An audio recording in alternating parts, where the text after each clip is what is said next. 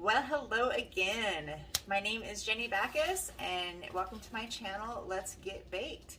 If you guys watched my first video, I kind of went over a little introduction to myself, and we went ahead and we made some blueberry sourdough scones, and those turned out amazing. So I'm back and I'm making clam chowder tonight for dinner. I make us clam chowder like 3 times a year and it's amazing.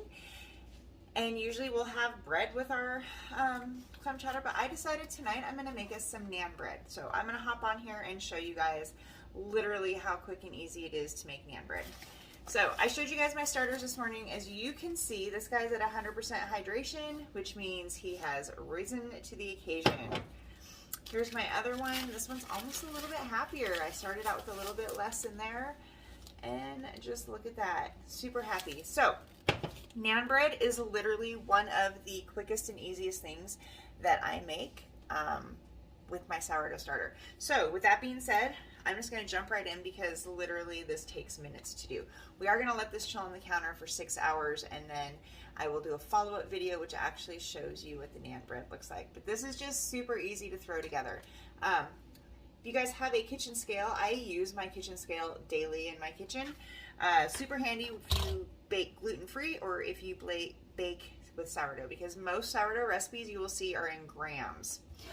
All right, so what's really cool, and that I understood after I actually used my scale, is that there's a tare button on most of these scales, which means you can use one bowl for your entire recipe and not have to, I guess, weigh each thing individually. So I'm gonna go ahead and just walk through how I make naan bread and how easy it is. So I start out with my scale on 0. As soon as I set my bowl on, I'm gonna move this down so you guys can see. There we go. So as soon as I set my bowl down onto my scale, I click the tare button and get it back to 0. All right, we're gonna add sourdough starter first. This recipe calls for 1/2 cup of sourdough starter or 125 grams. For those of you that are new to sourdough starters, don't ever use one of these in your sourdough jar. Metal and your sourdough just doesn't mix well. So I use, these are great. I actually get them at the dollar store. You can get them at Walmart. Get them wherever. Yeah, look at that. Super happy. Yum. All right, so this calls for 125 grams of sourdough starter.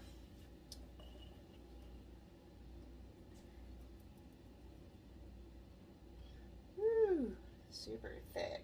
And I'll probably use the majority of this.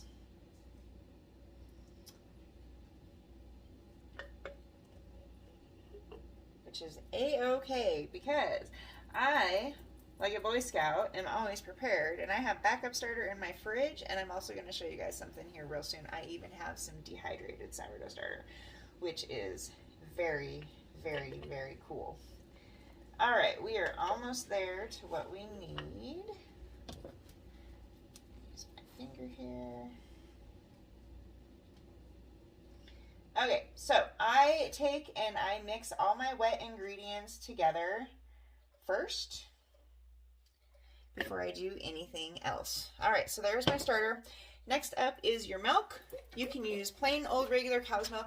We are mainly dairy-free in our household unless I'm doing yogurt, mozzarella cheese, goat's milk.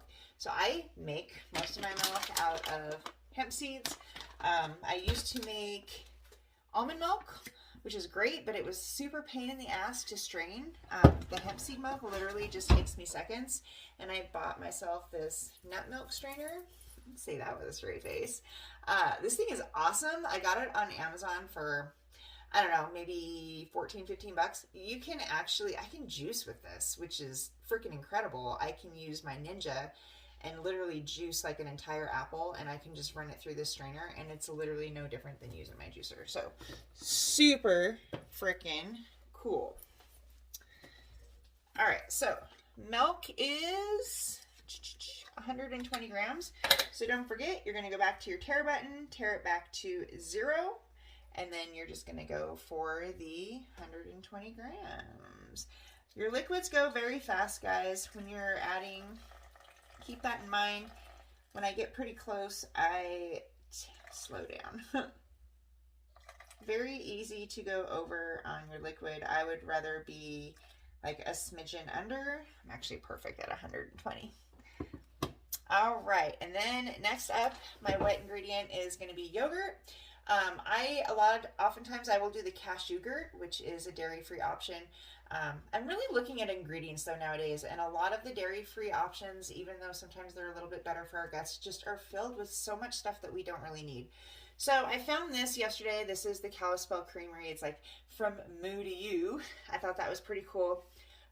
But I love that literally their ingredients are whole milk and live cultures. Like there's no natural flavors, there's no fillers, there's no nothing. Just good old wholesome yogurt. This is similar to the heavy whipping cream, same company that I used earlier. And actually last night I made us homemade ice cream. It was fucking incredible. So, all right. So for the yogurt, you need 60 grams.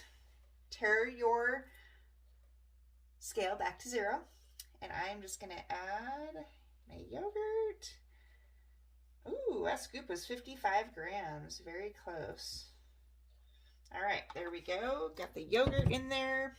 The only other thing that is going to be wet is going to be olive oil. And you're going to add a tablespoon of olive oil.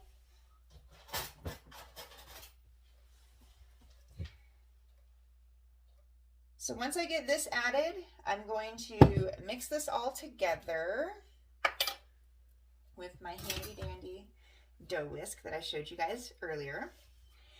Once this is all mixed up, then I'm going to add my salt, I'm going to add my flour, and I believe that is it. And when I add that, I'm going to use my hands, so your gloves are going to come in super handy at this point. Okay, and this is what you guys end up with. It's super runny. Very, very nice. You can use regular salt for this. I prefer garlic salt, especially when I'm dipping it in hummus. It just makes it really good. We've also turned our naan bread into pizza. Super yummy. Remember, take your tare back to 0, or hit the tare to bring it back to 0. You're going to do 7 grams of salt. I am in love with this. Is Trader Joe's garlic salt. Depending on where you get it, I get this out of Spokane. $1.99. I mean, their spices are incredibly cheap. All right, that's actually 6. I'm just going to leave it at that. All right, last thing I'm going to add is our flour, and our flour is going to be 300 grams of flour, which is about 2.5 cups. I almost forgot. Bring your scale back to 0. Like, how cool is this to just use one bowl to add all your ingredients? This just, I'm not making everything dirty. All right, we're going for 300 grams. That scoop was 160. And when you're doing liquid, if you're doing just water and you go over, you can always, I just have a little cup next to me or whatever, and I can dish it back out. Like what I was just doing, a little bit different. With your flour, if you go over, you can just scoop it out with a spoon before you mix it. So like there, I got 304. I'm going to take a little bit off. $2.99. We're going to go for it. Okay. Now, remember I said glove up. Gloves are always going to be your friend. So I'm going to bring this over and scooch this down so that you guys can watch what happens. So once I get this mixed up, I'm going to cover my bowl with some saran wrap, and this little guy is going to chill on my counter for 6 hours. At that point, I literally divide them up into equal pieces. I believe this recipe usually makes 8 individual naan breads. If I'm doing pizza, I can get 2 doughs out of it, 2 crusts. You're going to divide those up evenly. I put them into little balls. I let them rest, and then when I am preheating my cast iron pan, I roll these guys out, and I roll them out super thin. it smells so good. Okay, so, and you're gonna have kind of a sticky-ish dough. I literally just kind of put it into as much of a ball as I can get it. You can put it into a clean bowl if you want. It doesn't really matter. I'm just going to use this bowl. It's going to be just fine. So I am going to pop some saran wrap over the top. I am just going to let this chill on my counter like this for about 6 hours. You're looking for it to pretty much double.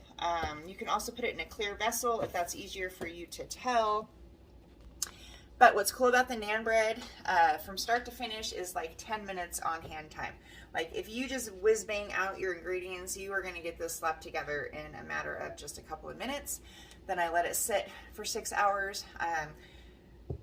I portion it into equal portions, which is 8 of them. I put them into little tiny round balls. I think they end up being like 75 grams a piece roughly.